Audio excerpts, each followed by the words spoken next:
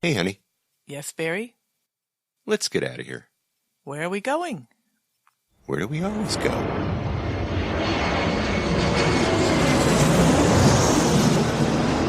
Fascina el viento, este ritmo de palmas, sin ti naturaleza, hasta encontrar la playa. Por eso grito al mundo, yo soy de Puerto Vallarta. Samba de Puerto Vallarta, noche de arrullo en el mar. Samba de Puerto Vallarta. Hello, fellow travelers, and welcome to this episode of the Puerto Vallarta Travel Show. I'm your host, Barry Kessler, and I'm just so happy to be introducing you to my favorite vacation destination. Maybe it's even yours, and that's Puerto Vallarta, Mexico. That music you're listening to is performed by Alberto Perez, and Alberto is the owner of the Lapa Lapa group of restaurants here. Those are the Lapa Lapa, Puerto Vallarta's oldest restaurant on the famous Los Muertos Beach, and the El Dorado Restaurant and Beach Club, which is right next door. So you can enjoy that fantastic view of the Los Muertos Pier all lit up at night in beautiful colors, or during the day in its grand splendor for breakfast, lunch, or dinner. Seated with your toes in the sand right at the water's edge. It's so romantic. It's so Puerto Vallarta, my friends. This week we're going to have dinner in the romantic zone. Yay! We're going to a restaurant called Cafe Bohemio, and you're going to meet the head chef there. His name is Saul Rose. Saul is a very interesting guy, and his restaurant is a great place. But before we get to Saul and Cafe Bohemio, let's see what's happening this week in Puerto Vallarta, the 22nd of December, 2019. Puerto Vallarta has two brand new art cooperatives. One of them opened on October the 30th. It's called Casa Abierta. It's on Calle Abasolo, 239. It's right up the street from our friend Eddie Ortiz over at Eddie's Hair Salon, and just a little bit down the street from our friend Froylan Hernandez over the ceramicist. He's across the street. Anyway, it's a beautiful space, and in this cooperative, they feature the work of local Mexican artists. It was dedicated and inaugurated by Mayor Davalos himself on the 30th of October with great fanfare. It was even raining that day. I have some terrific pictures that I got from our friend Maria Jose Zoria Alcala, the lady in charge there over at the Belmar Hotel. She had some great shots, so they are in the show notes if you want to take a look at those. The other artist co-op that just opened is called Arte Viviente, and they are selling all handmade local items. And they're inviting all artists in the area, both Mexican nationals and expats as well. And they are located at the corner of Morelos and Pipila, one block up from the Malecon. It's a very busy spot, very, very nice little spot to have. Very good visibility. So the very best of luck to both of the new co-ops. I'm going to be visiting both places next month, and I'm going to report back to you about what's going on there. Marsha Blondin over at the Five Hens Market, or the Three Hens, or whatever it is, and the Rooster, what is it? I don't know. Anyway, she's at that market, and she's also at the Marsol market. She makes this jewelry out of silk scarves, old silk scarves. Anyway, she had a lot to do with putting that together, and so I'll be visiting with her, and we'll talk about her new place, or the new place there for artists, Arte Viviente. Also, speaking of art, Maria Santander over at Galleria Copelia in El Tuito, she's done a remodel of her gallery and quite an expansion. So if you've never been down there, you need to go. If you're going to be going to El Tuito, make sure that you stop by and see Maria's gallery. And if you've already been there, you need to go back, say hello, and see what Maria's done at the Galleria Coppelia in El Tuito. Anyway, art is alive and well in paradise. So get out there and support it.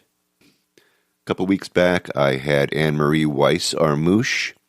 I had her on the show. We talked about the Vallarta Cinco de Diciembre Neighborhood Abuelos program. Remember that? Anyway, what a great lady she was. What a great interview that was. If you haven't heard it, get back there and listen to it. In the interview, she mentioned that she was writing a book, and she was translating sayings that she said the proceeds from the sale of this book of sayings would go towards the Abuelos program. So anyway, the book is here. Let me read here from her Facebook page, a new book by Anne-Marie Weiss-Armouche. It's called Hope, Voices of Wisdom from Mexico and the Caribbean, and it's a perfect Christmas gift. In these 540 quotes from Mexico and the Caribbean, poets, clergymen, journalists, activists, and singer-songwriters reach out to empower and inspire the reader. Their insights offer solutions to life's doubts and disillusions, while inviting us to explore global preoccupations and consider their relevance to our own lives. The first of 7 books of Global Quotes, Hope, captures the voice, or the voices of 148 visionaries like Carlos Fuentes, Emiliano Zapata, and Elena Poniatowska, people who struggle for justice and dignity as they explore the human experience. The book is available for $4.99. It's a 127-page paperback, or for $3.99 for the Kindle book. You can purchase it through Amazon, and I have a link for that. And 100% of the proceeds go to the Vallarta Abuelos charity for needy children in Mexico. And I got my copy, and it's very good, very inspiring. I highly recommend it. And remember, don't forget, check out the Christmas gift giving program that she has too. I'll have links to all of those in the show notes, those contacts for Anne-Marie. But of course, if you can go to Facebook, just look up the Vallarta Abuelos program, and you'll find it right there. If you're in town and you're looking for a special Christmas dinner, now is the time to do it. Also, if you want to you want that New Year's experience on the beach, now's the time to make those reservations for New Year's. It's a big firework fest. If you haven't been there, and if you don't know, you mustn't miss it.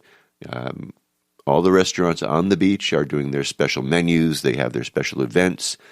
And so anyway, go to your favorite restaurant's webpage or your favorite restaurant's Facebook page and see what they're up to, see if they're celebrating Christmas or New Year's, and make your reservations with them. Do not be left out. And if you're not going to go to be in a restaurant and, spend the big bucks, at least make sure that you've got a view of the bay, because when the clock strikes 12, the sky lights up. It's pretty darn amazing. Speaking of Christmas giving, you also don't want to forget to bring a pair of shoes, right? Some new shoes to the Queen's Bar, the Reina's Bar over on Lazaro Cardenas, across from the taco stands and Guadalajara Pharmacy. You know where it is. Anyway, remember Marco. Marco has this special Sinterklaas event. He's Dutch, and this event is where he collects shoes for Cheryl's shoebox, which get donated to kids all around Puerto Vallarta who need them during the Christmas season. Anyway, he still takes them even after Christmas, so bring them, drop them off, and help the folks over at the Queen's Bar celebrate Christmas the Dutch way. Now, last week I alluded to how the Netherlands and the Dutch are struggling with this character, Sinterklaas. Remember? All right, now look, it has nothing to do with Mexico, but here, what the heck? Here we go.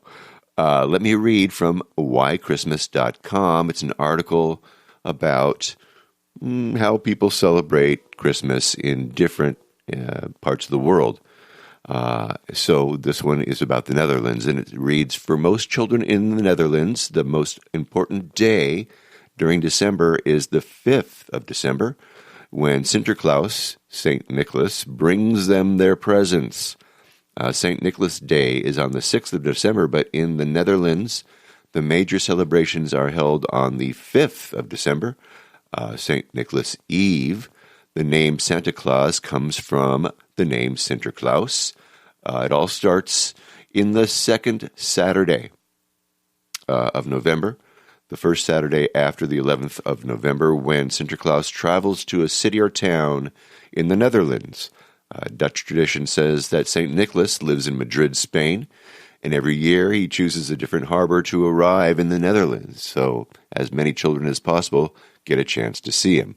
Sinterklaas travels with his servants, called Zwarte Pieten, or Black Peters.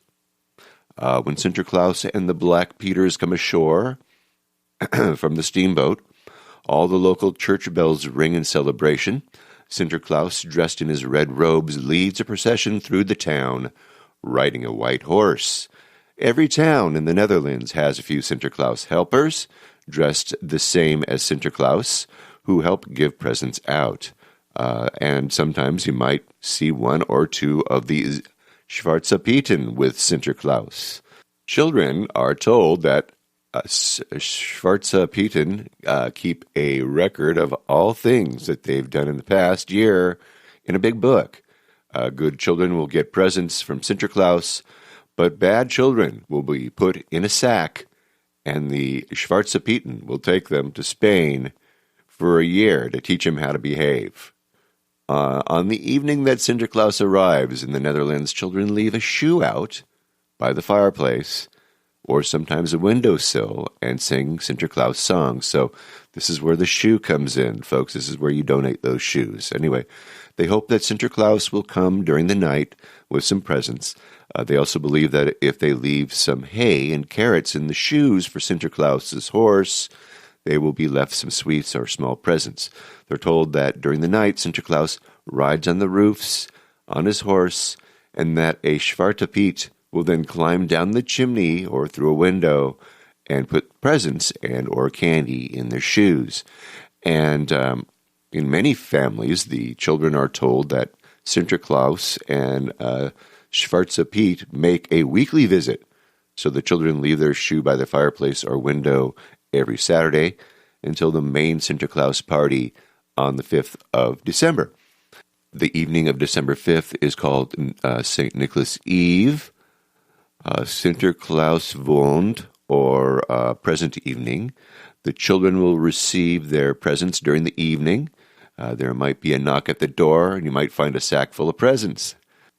On the 6th of December, which happens to be the birthday of Sinterklaas, he leaves the Netherlands by steamboat via an entrance of the port of Rotterdam, Europe's largest port, called the Hook of Holland, and he travels back to Spain. Christmas Day itself is a much quieter day in the Netherlands, with a church service and a family meal. Sometimes there's a special Christmas Day Sunday school in the afternoon at the church, where there are Christmas stories told, and other traditional stories are told.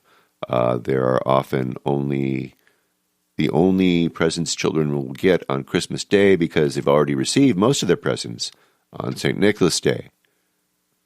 On Christmas Eve night, Dutch children believe that Santa Claus, who is also called Christmas Man, to avoid confusion with Sinterklaas, comes from Lapland in Finland to deliver more presents. So anyway, I have a link to that article in the show notes. So what do you think could go wrong with this little story? What do you think this hoopla is all about? It's about the Zwarte Piets, of course. Zwarte Piets. Let's see here. Anyway, for years there's been a push to rid the land of this particular celebration. Let's read an article from The Guardian, September 18th, 2019. Dutch St. Nicholas Parade to replace blackface with sooty faces. The Schwarze Pieten, or the Black Peets, who accompany Sinterklaas, have been the subject of protests after years of debate and at times violent protest. This year's Christmas season St. Nicholas Parade in the Netherlands will not feature white people in blackface makeup, the public broadcaster that organizes the event has said. The Schwarze Pieten, or the Black Peets, who accompany Sinterklaas in the annually televised parade, which this year takes place in Apeldoorn on the 16th of November, will instead have sooty faces, the broadcaster said, in what it called a logical next step. Last year, in response to growing protests by anti-racism campaigners, NTR introduced a mix of sooty and black-faced Pieten for the parade, saying it respected both tradition and change, but felt that it had to reflect changes in society. Schwarze Piet, Sinterklaas's helper, was traditionally been portrayed by adults wearing gaudy costumes, large gold earrings, Afro-style wigs, red lipstick, and full blackface makeup, a characterization critics say is a racist reference to slavery. Many Dutch, however, strongly defend the traditional Piet, arguing that his face is black only because of soot from many chimneys that he is to climb down to bring presents to excited children on the 5th of December. In recent years, the controversy has drawn protests and counter-protests, sparking vandalism, violence, and even convictions for incitement to racial hatred. In 2017, Schwarze Piet defenders blocked a motorway to stop opponents from reaching the parade. And last year, there were brawls, egg pelting, and arrests in Eindhoven. Today is a beautiful historic day, said Jeffrey Afriri of Kick Out Schwarze Piet, who has been campaigning against Schwarze Piet since 2008. Wow, that's a long time, right? This is a victory for everyone who strives for an inclusive parade that will delight all children. We want the tradition to continue for thousands of years, but adapted to times. He pledged to continue to fight against Schwarze Piet and blackface until the figure has disappeared completely. The national rival of Sinterklaas is the big one, but there are other local ones, he said. We'll fight for change. Polls show that for the traditional Piet, there is strong support, but fading. In 2013, 89% of Dutch favored blackface, a figure that has fallen to 68% by 2017. More than half of the young people between 18 and 25 thought the character's appearance should change. In 2015, the Dutch government said that it would reflect on the character after a report from the UN Committee on Elimination of Racial Discrimination said its portrayal reflects negative stereotypes of people of African descent and is experienced by many people of African descent as a vestige of slavery. So there you go. I have a link to that in The Guardian, that article, I should say, that Guardian article in the show notes. Once again, this story has absolutely nothing to do with Mexico, nothing at all to do with Puerto Vallarta, but everything to do with reminding you to bring shoes to Marco at the Reina's Bar over on Lázaro Cárdenas, and tell Marco that you're dropping those shoes by so that Schwarze Piet won't snatch you up and take you to Africa. I mean, you know. I wonder what he'd say. Anyhow, that's my Christmas story for you all. Merry Christmas, and let's get on with the interview, shall we? Let's go back to Puerto Vallarta. There are literally hundreds of restaurants in Puerto Vallarta, as you know or may not know. But some of them are on prominent street corners, fancy, well-known beach locations or Malecon locations. Some you have never even heard of, some you would never find unless you were told about them. They're tucked away in some of the strangest places. And I'm sure that if you live in or if you have ever walked around in the romantic zone, that you'd agree. They're just everywhere. And Cafe Bohemio is one of those places. It's tucked between some pretty well-known restaurants. So how do you get there? Let's start from a place that we already know pretty well. Let's go up to Calle Olas Altas. That's the street where you're going to find the famous Andale. So let's just start right there, over there in front of Andales, and let's walk south past Calle Francesca Rodriguez. That's the street that leads down to the pier. That's Pier Street. You keep on going south. The next street is Calle Rodolfo Gomez. Make a right, turn towards the ocean, and then there is an Italian restaurant there on the corner called La Piazzetta. And then the next door, right next door to them, is a little outdoor covered patio area right on Rodolfo Gomez.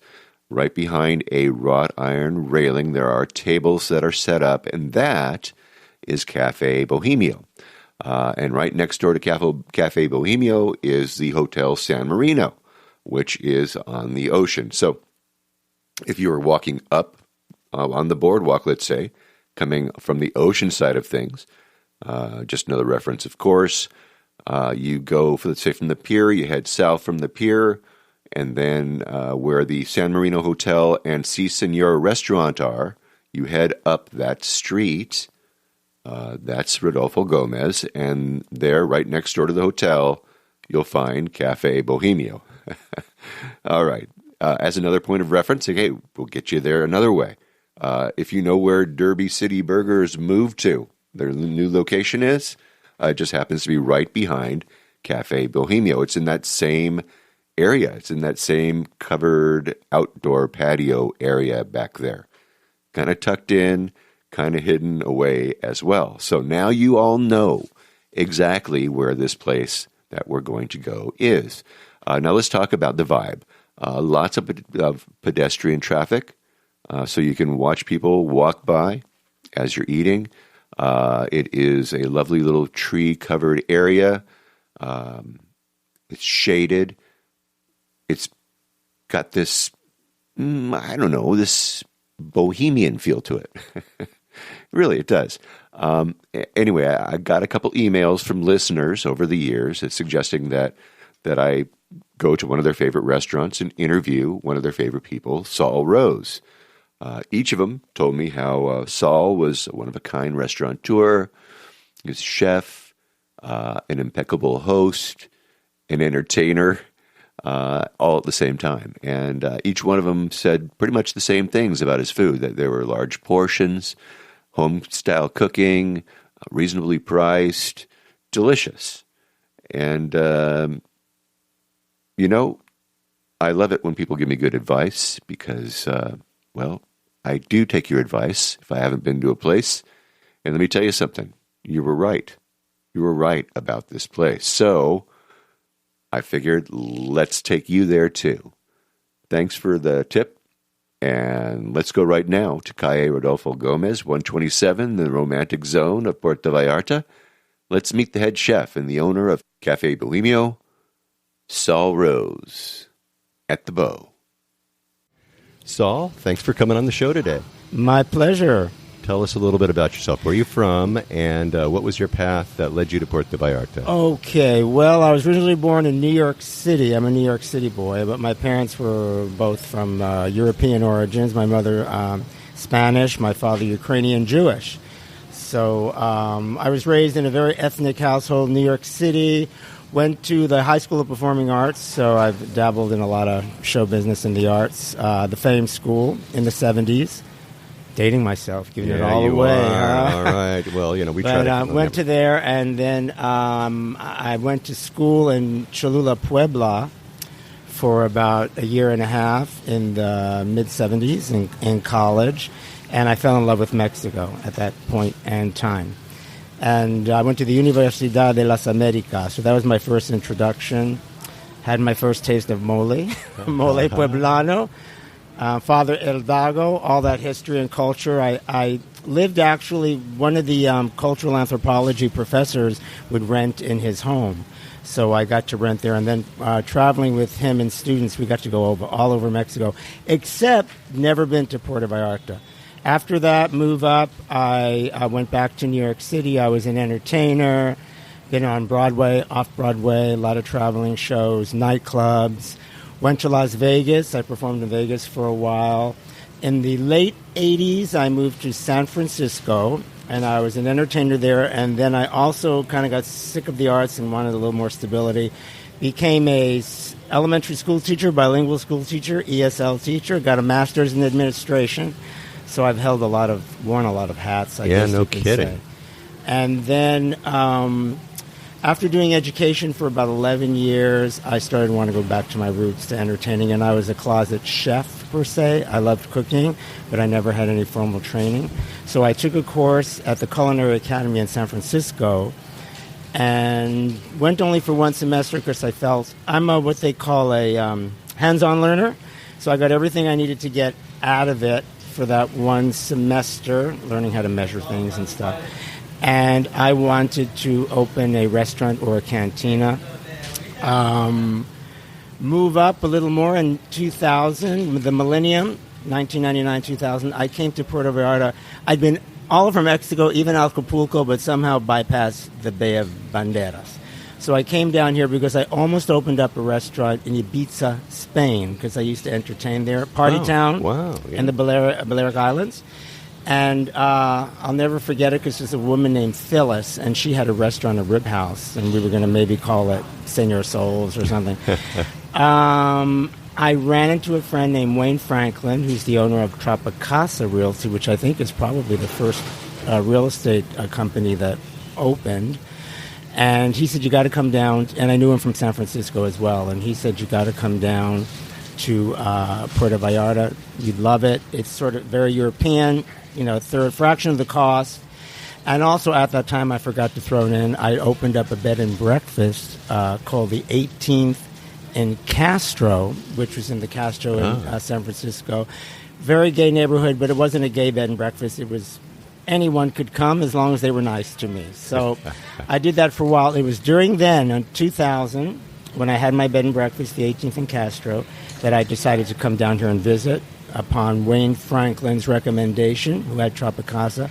Fell in love with this area. Completely fell in love with the Zona Romantica. Still had the cobblestone streets. It reminded me of the old Mexico when I was a student in Puebla, etc., etc.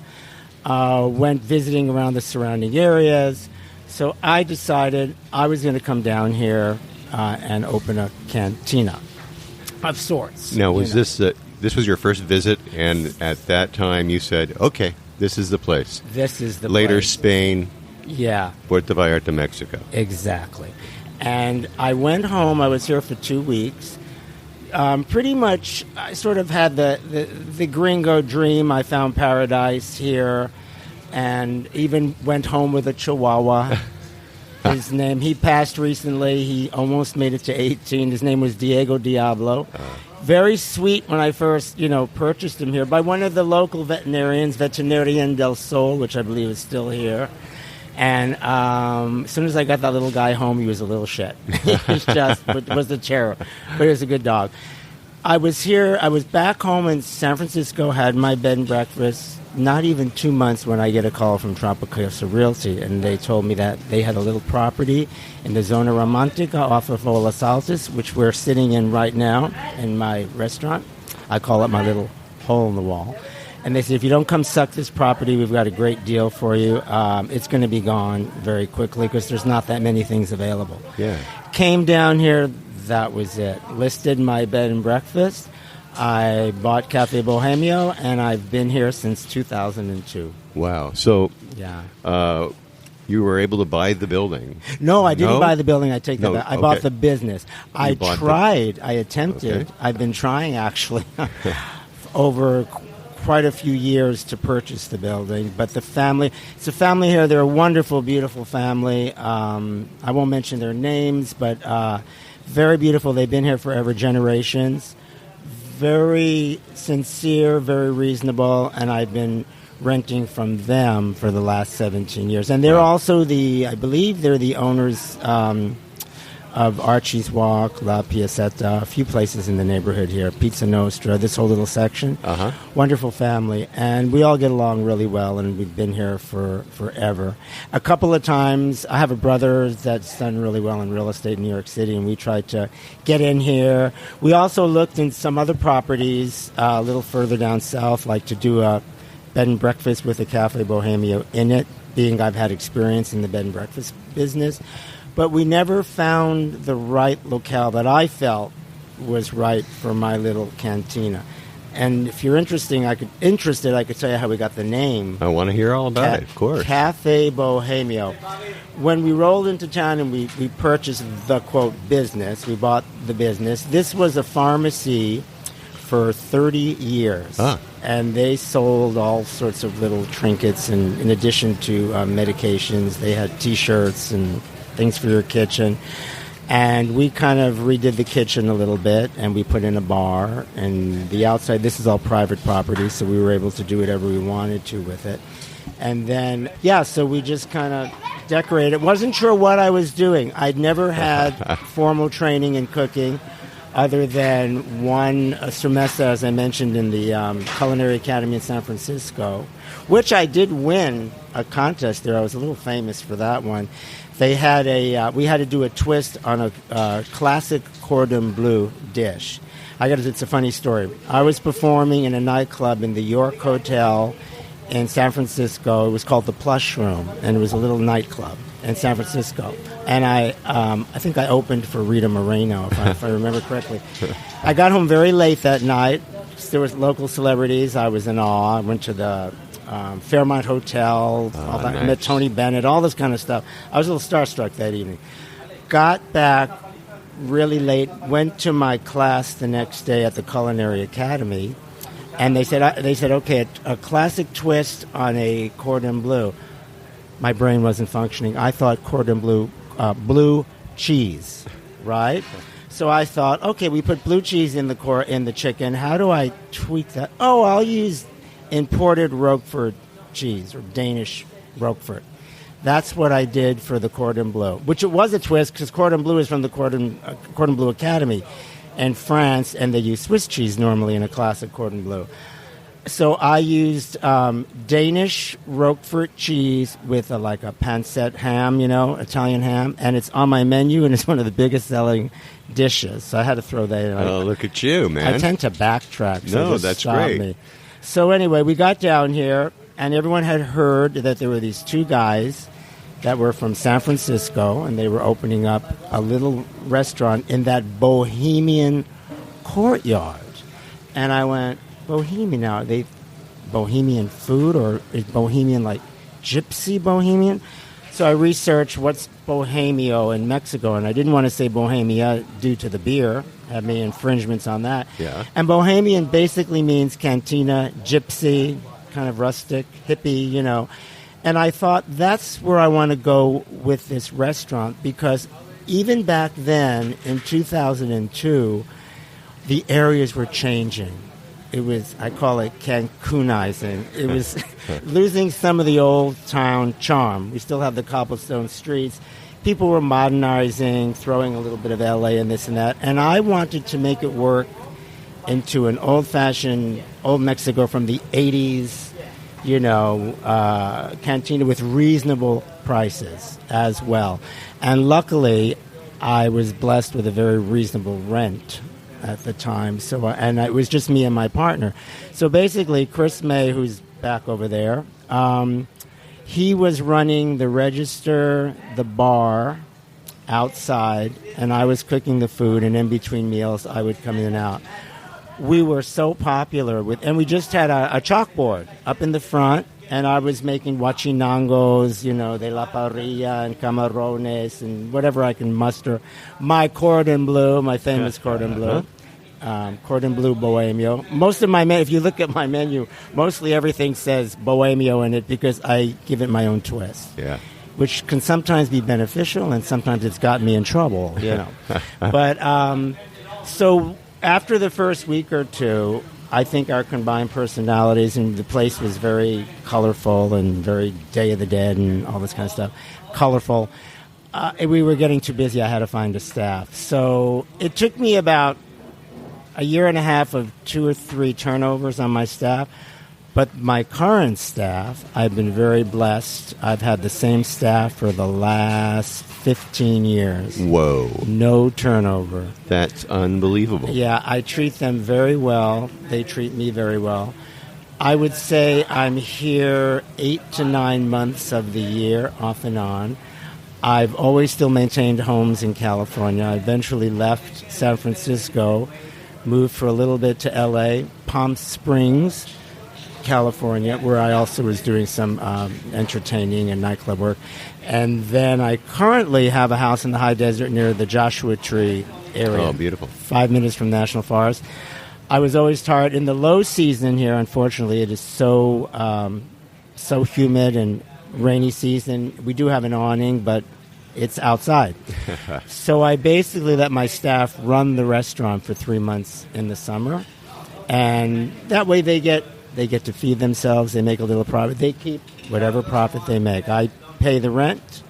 They're in charge of their seguro and the electric bills, and that's about. And it's a wonderful marriage. Wow. It's been working this way for now about 10 years, because I tried for many years to stay here in the summer, and it just wasn't profitable. So I thought of another way that I could hold on to them, and it's been a wonderful marriage. It's unbelievable. I don't know of anybody else that does anything like that And in now town. we're like family. Yeah. So They have the same menu? They run the whole thing that they way? run the Or do whole they- thing. Yeah. Every year I change the pages and color it up, as you can see. We have a page that has our appetite. This is the English version.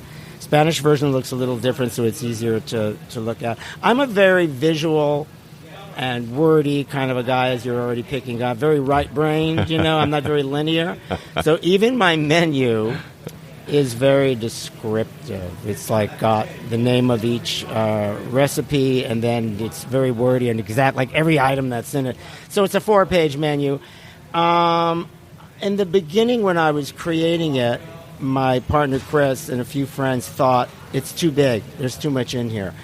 But I liked the idea that it was kind of eclectic and it offered a lot of variety, mainly because we were finding that 95% of our clients were repeat customers, and we would call the 5% the newbies. So they would come in, they wanted comfort foods, they wanted to have more offerings because they were eating here a lot. To this day, it's still pretty much the same. Yeah. And so if you look at the menu, it's very... I mean, we go from meatloaf, Italian meatloaf, liver and onions, to shrimp imperial. We have... Whoa, liver and onions, Spanish paella. Do people line up for liver and onions around here? They do. Really? Believe it or not. The liver and onions, the meatloaf, wasn't something that I originally wanted, per se, to put on the menu. I was serving it as specials. Every night we have a special of the evening. And I kind of started because I saw everybody else. Well, it was an Italian restaurant who I'm good friends with the owner. I know very well, Mimo. He'd always have a dinner special. So I thought, I should have a dinner special. So we would have it. But it was so hard to come up with something new because I've got so many offerings, as you can see on the menu. But I manage. I'm always trying new recipes. I'm the head chef. Everything, which I think being a cook is very helpful if you want to have a business. I've seen a lot of businesses come and go because sometimes people come with the dream but without the backup. And in that respect, for me, the backup of knowing about food and being in the entertainment business and having owned a bed and breakfast. And I've managed a couple of fast food places in the past, like Taco Bell and a Burger King back in New York. So I had the background. Trust me, you've got to have an passionate for this kind of business to make a profit and make it work, because I think it can burn you out so quickly. I've seen so many restaurants come and go here because they have the dream, but they may not have the experience or the backup, or they get other business partners. Right. You're looking at I'm cook, owner, chef, and I'm no prouder or any better than my staff. I work like a little burro with them. I'm in the kitchen every day. I come in. We open at between 4 and 5. I'm here at 3 o'clock every day, and we make all our sauces from scratch, from the blue cheese dressing to my Thousand Island Bohemio, because we put Scotch whiskey in the... Oh, dude, you're making me slobber over Thousand here, Island. dude. Oh, well, We that have sounds Dutch great. chicken satay with alioli and papa fritas and all that. So What's your most popular dish? my most popular dish, which I can brag, was featured in the New York Times Sunday Travel section Dude, yeah. a few years back, Right. is my coconut shrimp. Because I don't skimp, I can probably make a better profit and have a little more if I, wasn't so demanding on everything being so good. We use jumbo shrimps, and we make it from scratch. It's like per order. You order the coconut shrimp, and it's hand rolled. We're a small kitchen.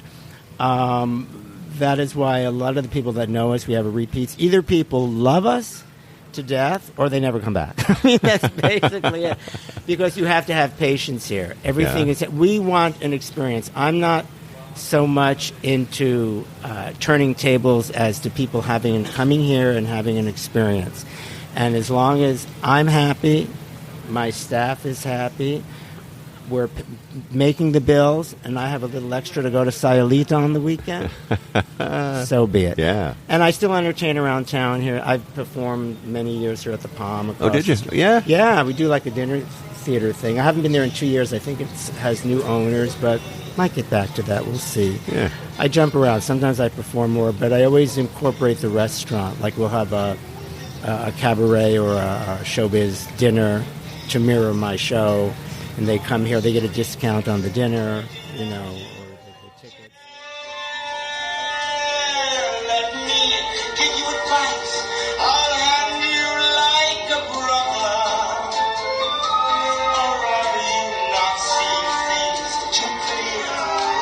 Are you too much in love to hear? Is it all going in one ear and out the other? Yeah. The coconut shrimp, very popular because you really get the flavor of the coconut. It's not too sweet. It's not too spicy. It's sautéed, and they're big. They look like little mini lobsters. So that's a big dish. My mussels from Brussels are very popular. A recipe from Brugge in Brussels. When I used to visit there, I love mussels. Everything actually, maybe I'm being a little selfish, everything on here is done the way I like it. When you sit down, the first thing you get is a big bowl of homemade totopos, fresh chips that we make from scratch every day. So you come down, you got a steaming hot basket of chips with our homemade red sauce and green sauce. My head chef, Isabel, has been with me for 16 years. Oh, my goodness. Can read the back of my mind, and she can pretty much duplicate everything that I make 101%. And if she slips, I'm still in there every day with plastic spoon. You're a little off on the Roquefort dressing or something. Right. But so we start you with that. We also are very well known for our soups. I'm the soup Nazi, I think, of Bohemio. Every meal includes either a cold soup or a hot soup. It includes a cup of soup on the house. So you get the chips and the soup no matter what you order, even if it's an appetizer. Mainly because I love soups. And my father's side of the family, which was very culturally Jewish, we ate a lot of soup. If you look at the advertising and some of the rags around town, when there's a picture of the restaurant, there's a bowl of matzo ball soup, if you can believe it. So we're very eclectic and international in the meal. So you always get a cup of soup. For opening night, I'm doing Italian wedding soup. And I make all my pastas from scratch as well. So I'm making homemade lasagna with bouillabaisse. Not lasagna, homemade fettuccine. I'm thinking that because we're doing that later in the week. Doing a bouillabaisse with a homemade pasta, the Italian wedding soup, and then, of course, the regular menu. Every Monday night, all our margaritas are 2 for $1 all night long. In fact, every evening, we have a drink. We pick a particular drink, and it's 2 for $1 all evening. In addition to our 5 to 7 o'clock happy hour on our well drink, the national drink, we have a 2 for $1 all the time, all night long. It's been that way from the day I opened, and if it ain't broke, don't fix it, I suppose. And I think that's been part of our success. It's been very consistent. I have a passion for it, and I've hardly raised my prices that much. If you look at the prices, they're extremely competitive. They sure are. There's nothing, everything's under 300 pesos and down. And you always get the soup, 2-for-1 drink, and lots of other little perks, especially from my locals that have been loyal for so long. You're a busy guy, too, when the season starts. You have to make a reservation to... we're on, we have a... you can find us on cafebohemiopb.com. We have a website. You could make reservations through that. You can also do, I believe, I'm on Open Table. I'm very well known as Sol Rose on Facebook as well. We have Cafe Bohemio on Facebook. We have Sol Rose on Facebook. We have the website. And you also have my restaurant number. We have 2 numbers for the restaurant. I have my personal number that I give out that's on my iPhone. So I'm very easy to contact. He's easy. I'm sorry. Well, he's easy to get a hold of. Because I'm easy. But I do perform. We have a sound system. It's down right now, but we have an integrated sound system, karaoke, all that stuff. And I entertain on the major holidays. I'll be singing and dressing up in various outfits for Halloween. I give a free dinner certificate for various costumes. People dress up. We give out pencils to the kids rather than candy. Nice. So we get a lot of the kids that come in, and I love it. They get lead poisoning before they... I'm sorry. Right. Well, no, I'm kidding. It's graphite, kids. Yeah. It's okay. It's well, all right. with what's happening with global warming, I mean, consider we got 11 years to get this planet back in orbit. Yeah. So, because I think it's 3 inches off its axis right now, but you got to save that for another show, I think. Hey, Saul, let's move out of Cafe Bohemia just for a minute, because I know that you're a dinner place, right? But we go into this bonus round with my guests, and we ask people their favorite restaurants in town for breakfast and lunch and dinner. And since you're a dinner person, I'm not going there, but breakfast and lunch, I'm going to pick your brain for my listeners. Okay? And I'll do all 3 for you if you like. Come closer. Oh, come closer. I'm sorry. I'm glad you brought that up, because actually what I do, I'm only off 1 day a week. We're closed on Sundays. And that's where I get to go to my favorite places and try new places. Because no matter how long someone's been around or doing something, the way you keep your business refreshed and new and reinvent yourself is by trying other places that are new and are inventing, because they've got all that youthful energy. They're just starting out, or they have something new that you've never thought of.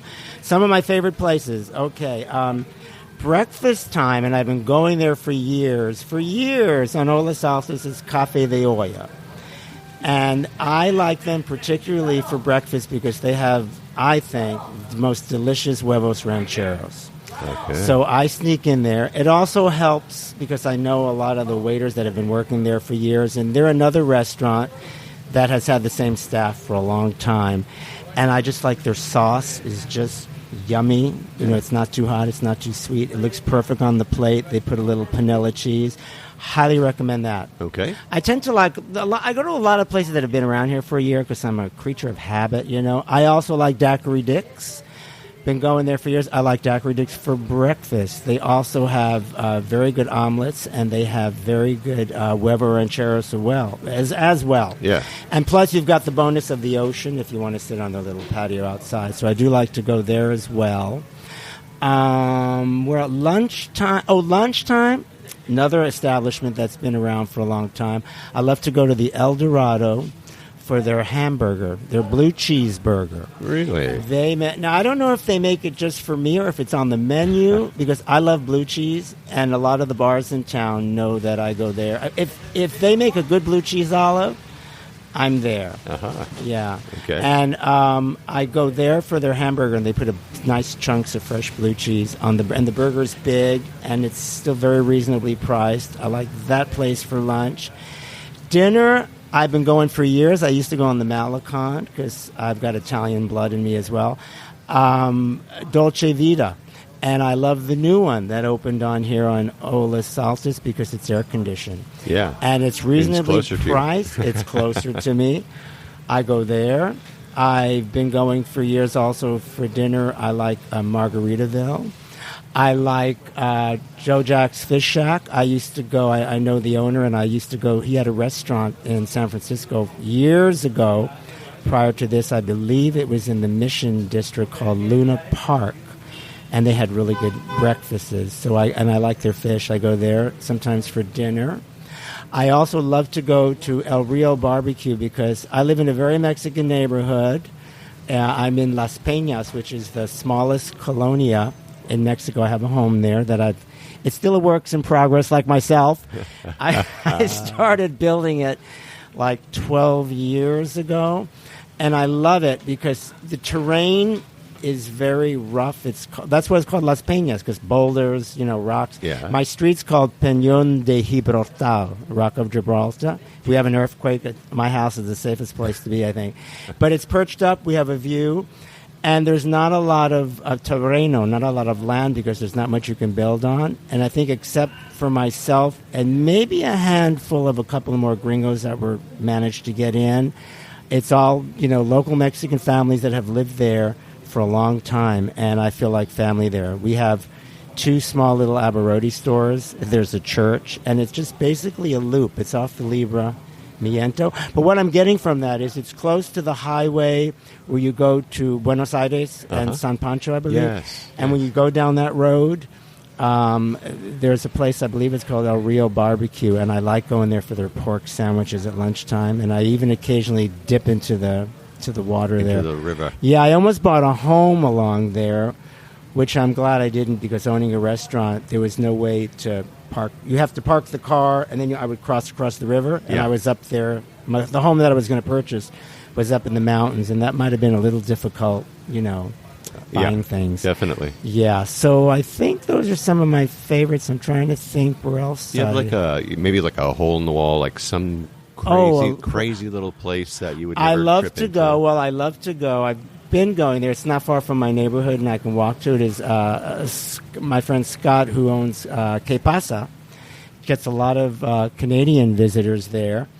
It's just a little cantina hole in the wall, but he's got a fun little menu, and he's always trying new foods. He does a lot of, for those of you listening, Scott is trying a lot of new things on the menu, like curries and Indian food, which you don't see too much here. So I applaud him for that.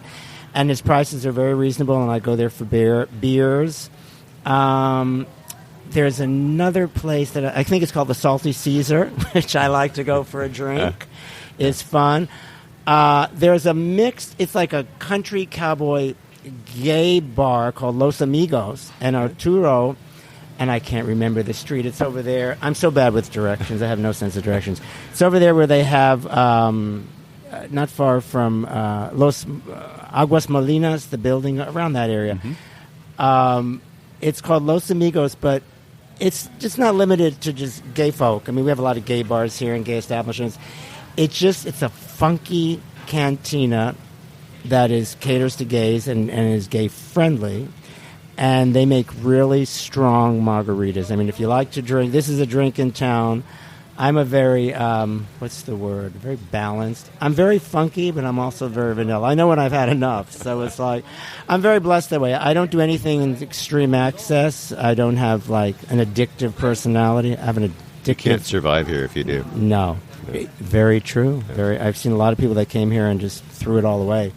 So I have an addictive passion, I guess you could say, for things. But my body tells me, we're done, we're done. Whispers in your ear and says, I got to tell you, too, for those people that do frequent Cafe Bohemio, I'm always with a drink in my hand. There's I start off with a margarita, and then later in the evening I have a martini. But it's the same drink all night long. You hear that, you guys? Yeah, and I never finish it half the time. I never finish it. So I mentioned the restaurants. I love going up here on the beach. Oh, I love Cuatro Cincuentas right over here in the front. Love it, love it, love it. I go over there and get drinks. And then some places I don't know the names. There's one that's a Cuban restaurant. They have one in Havana, and I think there's 2 more in Mexico called something Medio, Cuban restaurant. everybody I'm sure is no. If you haven't been, it's called. I'm trying to remember off the top of my head too. Yeah, but it's called something Medio. Yeah, Medio. Love Love it. But a little secret about them. If you go there, order their botanas, their appetizers. Very reasonably priced and very filling. Really? Yeah, you'll see some of the menu that has the actual dinners. Not that Right. I'm trying to take away from people buying their dinners, but if you haven't been there and you're not sure about trying it, they have one that has like little albondigas, like little meatballs. They're delicious, and lots of little tapas. Oh, Barcelona tapas. Been going there for years. Went there a long time ago. That's a fun place. Also, very touristy if it's still there, but there's a Mexican restaurant along downtown that's hard to park, and I can't remember. It's Peepees. Peepees.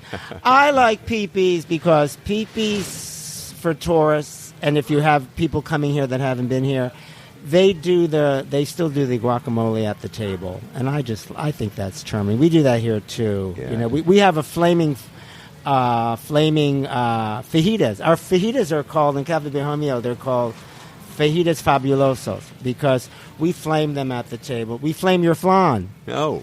We make our homemade flan here from scratch, and we flame it with brandy, Presidente brandy, and tequila añejo. So I like anything flaming. Yeah, What can I yeah. say? You know. So I think I've named a few. You've named Wait, there's more. the purple. Wait. What is it called? There's always a picture of Frida Kahlo, and I think it's called the purple onion. I think it might be cebolla roja. I think. Red onion. Yeah. You talk about on the beach, Right. Yeah, that's never open. Right. Yeah, that place. When they are open, Yeah, it's it's not pretty bad. good? Yeah, it's all right, pretty all decent. right, keep that in mind. Yeah, so All I right. think I've and there's a place further down towards the hotel zone that I like called Ernesto's. The best tortilla soup in all of Puerto Vallarta. Is there Nestos? Yeah, it's called Ernesto's. I have no clue where it is. That's somewhere okay. in there. I link all these up, so don't worry about it. And I love you're the making shirt. me, and you're making me work I'm making every one you- that you do because I have Yeah. to put another link in my show notes. Also, I still to this day like the Sheraton Bougainvillea Sunday buffet. Yeah, Very nice. excellent. Yeah, and there's And another. speaking of that, they Yeah. have the mariachis, and up at Peepees, they've got some great They mariachis got- yeah. up there. And a little secret, too, we get a lot of mariachis roaming through Cafe Bohemio almost daily because I have some local clients that come here a lot, that stay here for the season. And they would love the music, right? And So tell me something. Tell me. come They on. order them to, they pay them in Yeah. advance They to come pay- here, and they'll play for I an try hour. to pay them off, and they leave. But Yeah. tell me something. No, I'm Yeah. kidding. I'm totally not serious. Okay. When a group of like 4 musicians come up to play for you, what do you pay them? Okay. Usually, you only, and how I work it, if I'm looking for a group in here, then I'll tell them in advance and we'll work out like a price. It might be 1,000 pesos for an hour or, depending. Usually in this restaurant, that's not how it usually works. We have like ambiance music. They'll come, like a group of musicians will come. They'll ask to play. No, yeah. So Yeah, what would and then- what would you tip them? Oh, well. I mean, not Oh, you. well, I usually do I'm give sitting a here tip. with my wife. Oh, I and gotcha. they come up here and they I start playing. gotcha. What do you tip them? I think that, you know what, most of them are appreciative of whatever you're doing. If you ask them, usually you'll ask them, like, how much do you charge for a song? If they say whatever, 50, 100 pesos, they might do 2 or 3. Depending on the season, Right. if it's septiembre and they're hungry, they'll probably do it if I give them a beer. You know what I mean? I usually, if there's a group that comes in that I like, you do get some people, God love them, that, the everyone's an artist syndrome or everyone's a star. There'll Yeah. be people that come in and they're legends in their own minds, but it's kind of insulting to the clients because it just It's doesn't not sound good. very well. Yeah, Yeah. yeah. So I'll buy them a margarita and I'll ask them, the clients, we've had enough, or just go to another restaurant or ask these people over here. But usually, most of the people that play are pretty good. I ask them to not be too loud, depending on my group. I know so many of the clients here. I know the ones that want to get rowdy and the ones that want more romantic. And I just kind of feel them out. I have one guy that plays trumpet who's really good. And so it's like different. The price is different with each person. He's really good, and he'll stand up here by the little kiosk, and I'll give him a big globo, like a little Chabela glass, and people just give him tips, Tip him. and he does very well. And that's what I do with a lot of them. It's at their discretion.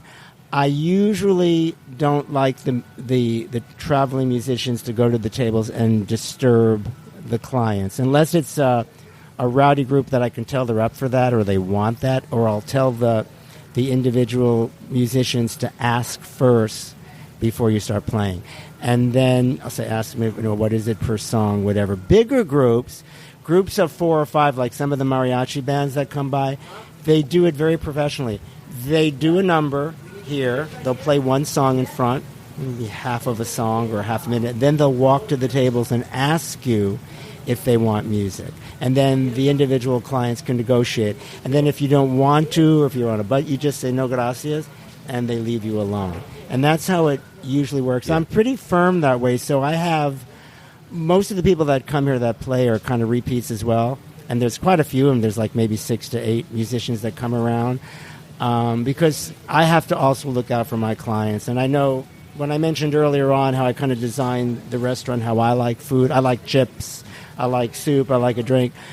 I also hate to be harassed if I'm sitting and I don't like the music. I don't like vendors. But what I ask my vendors to do is to just kind of walk by, give a little notice, and if the client will kind of give you the okay or walk away, or they'll ask you to come, so they know. And even because I've been here starting my 17th year, I think I know every vendor that comes into town. But it does vary. It's at your discretion. But also I'd like to throw out, it is going on 2020, and prices, a lot of people come to town and they still expect everything to be so inexpensive. And these people have to make, the vendors, they need to make money too. And the prices are not what they were when I opened in 2002. Or so, I suggest people give tips of minimum 15%. If you like the service, 20, just like in the States, because our local waiters just don't make the same tips. My guys make good tips because they've been with me for so long. So I think you sow what you reap, or you reap what you sow. That's right. And it's same thing with the musicians, if you like them. But I'm careful because I do get people, I see their eyes go up. And I do have some that have been here for a long time that I have to cater to a little more. So I use my judgment. Yeah. Well, you're looking out for your clients, and that's cool. Yeah. If you if you were going to go out of town for a day, and come back, where would you go? Yalapa.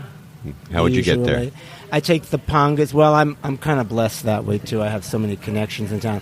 I drive down to Boca de Tomatlan, and my cook Isabel's family lives in Yalapa for many, many years. And luckily, they were spared from the torrential rains we just had. Good. Yeah. We set up a little fund here, and we helped out a little bit. But her son has a panga, so I have my own. Dude, you got your private rider, I have my own little boat most of the time, and that's what I usually do. You can also catch it over here at the pier. They have boats. I'm sure they're a little more costly. Yeah. But, still overall, for what you pay to spend the day there, it's so charming. And it still has a lot of the old ambiance. You can walk into the town and see people riding their horses and walk to the cascadas, the waterfalls. Very pretty. And you can spend a day. Now, you must time yourself because they go out and come back at a certain time. And I think by 6 o'clock is the last boat. Otherwise, you're paying a hefty price to get a private boat to get you back. Yeah. But I like doing that because it's almost the same time as if I were to go to Bucerias or Sayulita, which I do enjoy. By the time you drive there or take a bus there, I have a car, so a big-ass Lincoln Aviator, so it gets me everywhere. But, or sometimes I like to go to the marina. I like to sometimes get on the other. Nowadays, I either go towards San Pancho, like past Buenos Aires, because it's closer to my home. And I'll go that way because I don't usually run into people that I know. I do love everybody, but on my day off, it's like my day downtime. Off. Yeah, and I can't go to the beaches, the local beaches here, because everybody knows me. Well, you're always working the room, so it's time for you to lay back, sit back a little bit, and decompress. Very, very true. So 3 days. What would you do for 3 days? For 3 days, I'd go to Guadalajara at my favorite hotel. What's your favorite hotel? Hotel Frances. Why do you like it? What's going with that? Because it's in the district historico, so it's walking distance to a lot. It's right in the old town where all the historic buildings are and the churches, and it's the oldest. It's the oldest hotel in all of Mexico, Hotel Frances. It was built in 1516. Wow. Or 1560. I could be off by 50 years. Very, very charming, very reasonably priced. Could be a little noisy at night because you're right there by the federal buildings and all that stuff. But walking distance to wonderful restaurants, to bars. Also for the gay crowd, gay bars are walking distance. Very hip neighborhoods. And for $40, $50 a night, you're living in history. They have a wonderful happy hour for people that like their cocktails from 4 to 6 most nights. That's where I usually stay. And I like to go to Tlaquepaque. I go there sometimes to buy cristaleria for my restaurant. They have great, like glassware and restaurant ware and the old-fashioned dishes and the clay pots and all that stuff. That's where I'll usually go if I have a 3-day stay. If I have a week, then I like to go to, or more, I like to go to Guanajuato, which is beautiful, or San Miguel de Allende, which is very pretty. If I have more than that, Mexico City, or Cholula, Puebla, where I lived. I love Cholula. They're known for, it's very colonial, very, very pretty. You can see Mount Popo in the distance. They have wonderful mole. By the way, I make really good mole. Okay. Yeah, I forgot to mention that. So anyway, I'm very, very grateful that sometimes even surprised that people still show up because I've been here so long. So I call it the Madonna complex. I try to reinvent myself every couple of years so people will still come. So they'll still come? Well, so whatever you've got is working. I hope tell you. So. You know, I hope so. If you had a word of advice for a first-time visitor to Puerto Vallarta, what would it be? Embrace the culture. Before you come here, get a little tourist book and try to learn a few phrases if you don't speak Spanish. I think anyone that's going to a foreign country needs to embrace, they're in a different country, a different environment. Try to learn a few phrases. Be complimentary, embrace the culture. I guess that's the best way I can put it. Try to live the life a little bit of the locals. I mean, some of us that live in the U.S., with all the turmoil that's going on, we take a lot of things for granted, like the hot water going out. When people say you're on Mexican time, enjoy it. Have a nice ice cold frozen mango, licuado, and just look at the trees and look at the beautiful surrounding areas, and don't be angry if your taxi doesn't get here right away or if your food's exactly not on time. Enjoy the culture. If the lights go out, it's because there was a storm. Also in Puerto Vallarta, I've found over the years, I've been here almost 20 years, we've overbuilt a little bit. I don't think in high season the city is capable of handling all the water and the electric. I mean, some nights we run out of water and electricity here, and I like to handle it because it's overbuilt a little bit in areas. We didn't expect it to become this popular so quickly, and it's going to take a while, I imagine, for them for restructuring and figuring out how to accommodate the people. So I would say people that are coming here, slow it down, embrace the culture, learn a little bit of the language, try new things, try foods that you might have not had before, suck on a sugar cane stick or something, Try the local shops, help the local businesses. Go to Cassandra Shaw's place. She doesn't need me to advertise her, but she makes beautiful jewelry. Go to Lucy's Cuckoo Cabana that's been there forever and ever on Olas Altas. She gets the most wonderful Latin artifacts from all over Mexico. She travels everywhere, and you don't have to go there. You can just be visiting here from Alberta, Canada, and walk in her shop and find a serape or a little figurine that you would have to travel to some remote region of Mexico to find. Visit all the local shops. Wonderful. Even the food stands, the fish tacos.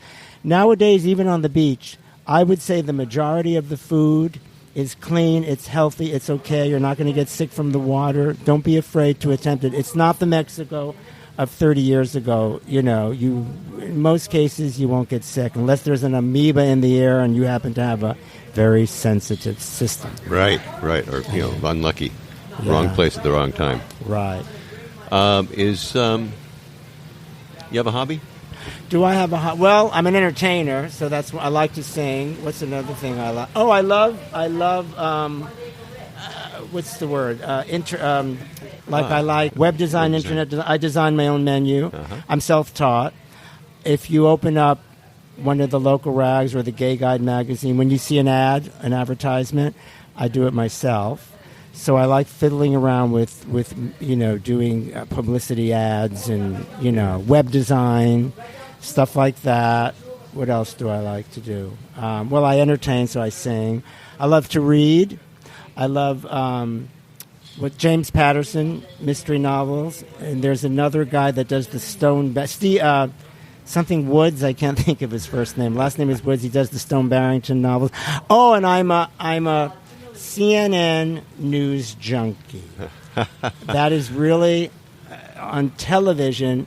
I basically like to watch the old film noir movies, old movies from the 50s, 40s, and a lot of it's repetitive, but I like to know what's going on in the world. So I listen to MSNBC a lot. Yeah. And I love the newspaper. When I'm in California, I get the LA Times I'm from the old school in that respect. I don't like to read on an iBook. I'm old-fashioned. I like to open up a magazine. Real newspaper. Yeah. Yeah. So that's one of my hobbies, I would imagine. Cool. Yeah. Cool. Is there anything that we've forgotten? Is there something you want to cover before we say goodbye today? Other than you look familiar, but I probably think you're that actor, Murray. What was his first name? Bill Murray. You look like you resemble Bill Murray. I get the Bill Murray. Yeah. No, I'm just very honored, and I want to thank you for asking me to come on your show. I think it's wonderful. I didn't know about it, so I'm going to be following your pods, and I will be telling my clients to follow. You probably already have a big following, but it's just nice to meet someone new, have a new friend, and I wish you great success with your pods. Well, likewise. And I hope that I can still be doing this for some time. I'm still enjoying it. Yeah. There's always rumors that go around that people say, are you selling your restaurant or he's not here this week? No, none of that's true. I'm still here, and I'm back for season 17. We're doing Christmas Eve, New Year's Eve, Valentine's Day. I'm entertaining here at the restaurant at all those events. That's about it. I'm just grateful to be alive. Well, that's lovely.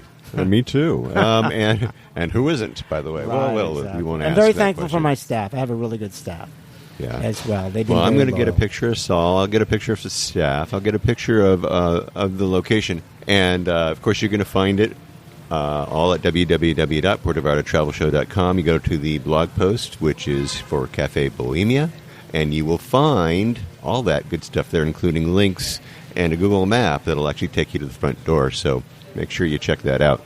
And Saul, you've been really a great guest on the show. I really appreciate your coming on, and I truly appreciate your allowing me to introduce you to my listeners. It's been an absolute pleasure. Thank you.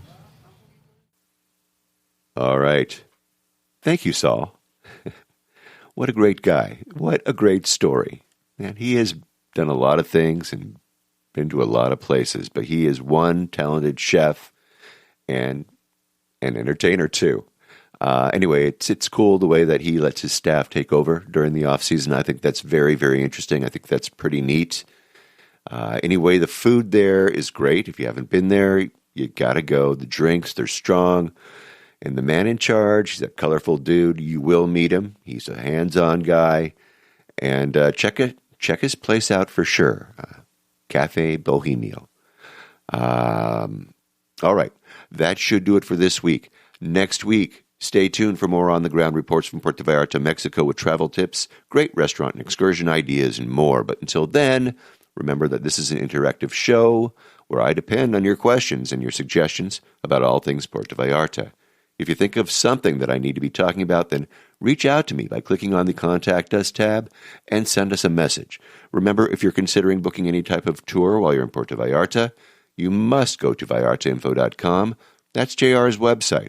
Reserve your tour through him, right from his website. Remember, this is a value-for-value proposition, my friends. His experience and on-the-ground knowledge of everything Puerto Vallarta in exchange for your making a purchase of a tour that you would do anyway. You're just doing it through him as a way of saying, thanks. Thanks, JR, for being our guide. It costs no more than if you were going to use someone else. So just do it, really. And when you take one of these tours, email me about your experiences. Maybe you can come on board and share with others what you liked or didn't like about the tour. Again, contact me by clicking on the Contact Us tab and send off a message. And don't forget, he's got his maps, his DIY tours, his revitalized happy hour board, and more. I have links to all of those in the show notes, so check them out. And once again, if you like this podcast, please take the time and subscribe. Give me a good review on iTunes or wherever you happen to be listening to the show. That way we can get the word out to more and more people about the magic of this place, Puerto Vallarta, Mexico. Remember, I made it easy for you to do that with each episode I create. But if you haven't been to my website, where have you been? Come on, you really need to get there and have a look. I have links to the places we talk about. I have interesting pictures and more right there in the blog posts and in the show notes for each episode of the show. So check them out for sure if you haven't already, all right? Okay. All right, hey, thank you so much, Saul Rose from Cafe Bohemio. Check out Cafe Bohemio. Put them on your list the next time you visit Puerto Vallarta. You want to try something different? Go see him. Remember, I have links and I have pictures and I have the map right there in the show notes. Hey, remember my careful description? They're right there for you too. You can't miss this place, okay? All right, thanks to all of you for listening all the way through this episode of the Puerto Vallarta Travel Show. This is Barry Kessler signing off with a wish for you to slow down, be kind, and live the Vallarta lifestyle. Nos vemos, amigos. De Puerto Vallarta, noche de arrullo en el mar, samba de Puerto Vallarta, noche de amor junto al mar.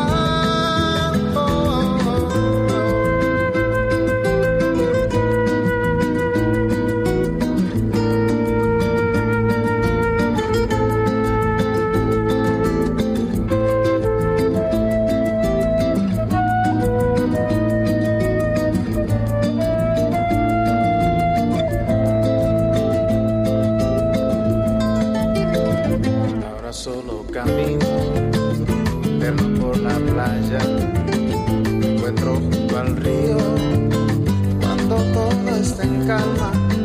De pronto cae la noche, brillas Puerto Vallarta, samba de Puerto Vallarta, noche de arrullo en el mar. De Puerto Vallarta.